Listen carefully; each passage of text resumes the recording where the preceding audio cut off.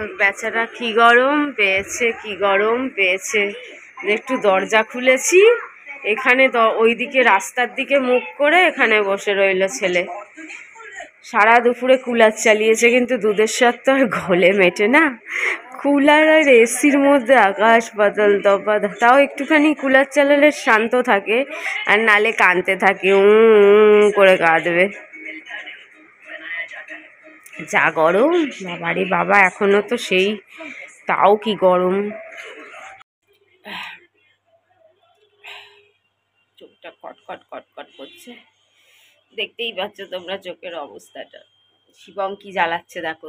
দুদিন আগেই 100 টাকা পাঠালো, ওই যে রাজীব বললাম, ও 20 টাকা চেয়েছিল। 20 টাকা চেয়েছিল, 100 টাকা পাঠালাম। বললো 100 টাকা কি লাগতো না, কেন পাঠালে? এখন বলছে ও মা আর 20 টাকা দাও।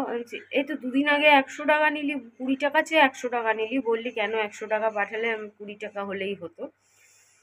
তো দুদিনে শেষ হয়ে গেল 50 করে। তারপর দেখাচ্ছে হাতে একটা ফিঙ্গার রিং কিনেছে, গলার একটা লকেট। কি যে হাবি জাবি উড়া ঝুড়া, ঠিক আছে শখ আছে, ঠিক আছে, এদের শখে এরকম ফালতু পয়সা কাজ করে ফালতু পয়সা খরচা কর। রোজ রোজ এই ফালতু জিনিস কিনে দেওয়া তো আবার পক্ষে ঠিক আছে। ঠিক আছে দাঁড়া, আর 20 টাকা পাঠাই। দেখো একটা চোখ বড় বড়, একটা চোখ ছোট, কেমন লাগছে? ভালো করে দেখতেও প্রবলেম হচ্ছে, আর চোখটা খালি ছলছল ছলছল করছে। আবারে বাবা নমস্কার দিয়েছি, আমার নিজের যা আছে তাই তাই ভালো ভাই। আমার দরকার নেই নকল চোখের কালার বদলানোর। চোখের কালার বদলাতে গিয়ে চোখই বদলে যাবে, তখন গুষ্টির পিন্ডি চটকে যাবে। ভাই আমার ডাক্তারের পেছনে আটানা পয়সা খরচা কোনোদিন করিও না, কোনোদিন করার ইচ্ছেও নেই, আর কোনোদিন করবও না। এত বড় এই ফোড়া প্রবলেম আজও কিন্তু যায়নি। ওই ফোড়া সযত্নে কিন্তু রয়ে গেছে আমার মনে প্রাণে, আমার হৃদয়ে ওই ফোড়া রয়ে গেছে, ফোড়া কিন্তু যায়নি। ও যাবেও না। ওটা আস্তে আস্তে কি কি হচ্ছে, কি পরিণত হচ্ছে, কি পরিণত হচ্ছে না ভগবানই জানে, একমাত্র ভগবানই মালিক, আমি মালিক না, আমি জানিও না। তো যাই হোক, তবুও ডাক্তারের পেছনে খরচা করিনি, আর কিসের পিছনে খরচা করবো। মানে চোখের জন্য মনে হচ্ছে যেন নাকে সর্দি হয়েছে। টিফিন বানানো হয়ে গেছে, টিফিনটা দিয়ে দিব ওকে। এবার মনে হচ্ছে মানে কি বলবো কি বলবো না, অ্যাকচুয়ালি কি বলতে চাইছি হয়তো সেটা বলতেও পারবো না। নিজের মানুষদের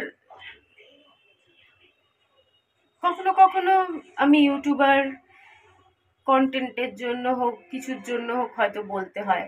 হয়তো যেটা বলি সেটা মিথ্যে কথা বলি না, বলি যে যেরকম করে সেটাই বলি, তুলে ধরি। কিন্তু সবসময় তো ভালোও লাগে না, না নিজের আপনজনদের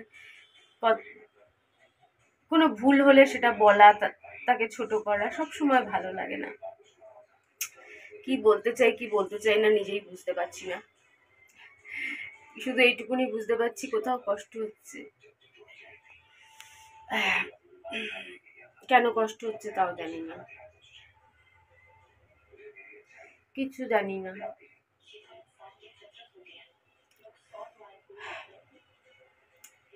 জীবনটাই যেন কিরকম হয়ে গেছে। যে মুভি দেখবো বলে বসলাম, কিন্তু মনের এখন অবস্থা যে মুভি দেখতে ইচ্ছে করছে না। চোখেও একটু প্রবলেম, চোখে জোর লাগছে, মানে তাও মনে হচ্ছে যে ভগবানের না ফুল নিয়ে চোখে ঠেকিয়েছি, ভগবান ভরসায় তো বেঁচে আছি, আর তো কারো ভরসা নেই। সেই সব তার চোখে ফুলটা চোখে ঠেকানোর পর আগের থেকে অনেকটা বেটার মনে হচ্ছে, কিন্তু তবুও টিভি দেখতে গেলে, ভিডিও দেখতে গেলে একদৃষ্টে তাকিয়ে থাকলে একটু অসুবিধা হালকা লাগছে।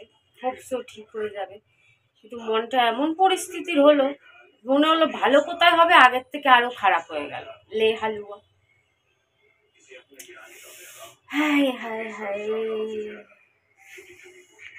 Good evening. তাহলে যার 9 হয় না তার 90 হয় না। কি মারাত্মক লেভেলের পোড়া কপাল নিয়ে আমি জন্মেছি দেখো। আমার জীবনে মানে একটু খুশি আসতে না আসতেই সেটা চলে যায়। যাই হোক, ঠিক আছে, কালকে যেই পরিস্থিতিতে পৌঁছাতাম, ওই পরিস্থিতিতে ভোর 5টা-6টায় পৌঁছে শরীর দিত না। চোখে যদি এই অবস্থা হতো তাহলে সারাটা দিন চোখ দিয়ে জল বেরিয়েই কেটে যেত, হয়তো বিচেও যেতে পারতাম না। ঠিক মতন, কেন এরকম চোখ নিয়ে না একটু কাজল পরা যাবে না কিছু, তো বিচে কি করে যাব, এক চোখ দিয়ে যদি জল পড়তে থাকে আরও হাওয়া লাগবে, বালি উড়ে আসবে। তো ওর জন্য একদিক থেকে যা হয়েছে ভালোই হয়েছে, যাই হোক। কিন্তু যদি কত মানুষই তো সস্তার লেন্স পরে, কত দেখেছি জগৎপুরে 100 টাকা করে লেন্স বিক্রি করে, কত পুজোর সময় এক একজনে কতগুলো করে করে কিনে নিয়ে যায়। কিন্তু ওই যে কপাল খারাপ, তাই সবইতেই খারাপ, কিছু করার নেই, সবই কর্মফল। দেখো এই জন্মে তো আমি সেরকম বিশেষ কোনো পাপ করিনি। টিভি খুললে যেরকম পাপ চারিদিকে দেখা যাচ্ছে, চারিদিকে শোনা যাচ্ছে, মানুষ কি না করছে, মানুষ হ্যাবান হয়ে গেছে, হ্যাবানের মতন কাজ করছে, সেরকম কাজ তো আমি কিছু করিনি। টুকটাক ভুল তো মানুষের হবেই, পৃথিবীতে তো এরকম কোনো মানুষ নেই যার দ্বারা কোনো পাপ হয় না, যার দ্বারা কোনো ভুল হয় না।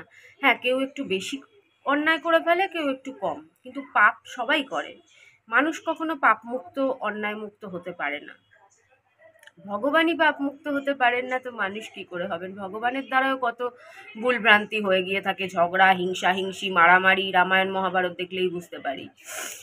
তো কিছু ভুল অবশ্যই করেছি, কিন্তু যতটা কষ্ট পেয়েছি জীবনে, যে ছোটবেলা থেকেই মা চলে যাওয়া, মার আমাকে ছেড়ে দেওয়া, মার আমাকে ত্যাগ করা, বাবা, তারপরে কাকা, এরকম নানান রকম। ছোটবেলায় কি পাপ করেছিলাম? ওই যে বলে না অনেক সময় মা বাবার পাপের শাস্তি সন্তানকে ভোগ করতে হয়, বা আগের জন্মের কোনো কর্মফল থাকে যা পরের জন্মে চুকাতে হয়, এরকম নানান রকম কথা তো শুনি, টিভিতে বলো যাই বলো, পুরানো দিনের মানুষরা বলতো, যাই হোক। সেরকমও কিছু হতে পারে, ওর জন্য মানুষকে মাঝে মাঝে বোঝাই, মানুষ হয়তো সেটা খারাপভাবে নেয়, জ্ঞান হিসাবে নেয়, যে আমরা যে ভুল করছি শুধু কি তার জন্য আমরা শাস্তি পাবো, নাকি আবার আমাদের সন্তানদেরও শাস্তি পেতে হবে। যাই হোক, জানি না, তাই চেষ্টা করি যে ভুল করে যাতে কোনো ভুল না হয়, কিন্তু ওই যে মানুষ তো একটু একটু তো হয়েই যায় কখনো কখনো। তো দেখলে তো, এত বছর পর একটু দুটো দিন ঘুরবো ভেবেছিলাম, সেটাও আমার কপালে জুটলো না, কি আর করা যাবে, এটাই হচ্ছে আমার ডেস্টিনি। তবে একটা এর ভিতরে একটা কথা আছে, রাজীব কিছু কথা কালকে বলেছে, সেগুলো আমি শেয়ার করব, আজকে না, কালকের ভিডিওতে আমি শেয়ার করব। তো কি বলেছে সেটা যদিও, মানে দাঁড়া, ঠিক আছে, আমি এখন বলবো না, পুরো কি বলেছে পাই টু পাই, কি তার বক্তব্য, কি কি কি সব কালকে বলবো। মনটা খারাপ এখন। কোথায় কথা ছিল দীঘার বিচে ঘোরার, আসলে কখনো কখনো মনে হয় রাজীবও কি মন থেকে অতটা দূরে যেতে চায় না, নাকি না। ঠিক আছে, থাক, ছাড়ো, কালকেই বাকি কথা বলবো।